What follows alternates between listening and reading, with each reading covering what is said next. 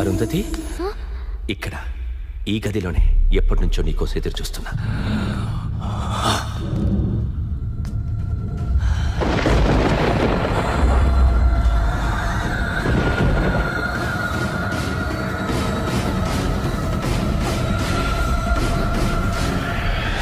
అరుంధతి, రాహుల్, నీ గొంతు వినగానే నువ్వు చేసినవన్నీ గుర్తుకొస్తున్నాయి.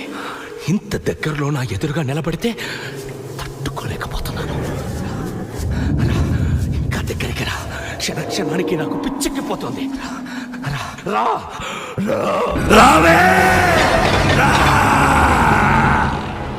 నీకో విషయం తెలుసా? నేను చచ్చి 3 రోజులు అయ్యింది. నువ్వు మాట్లాడుతున్నది ప్రేతాత్మతో.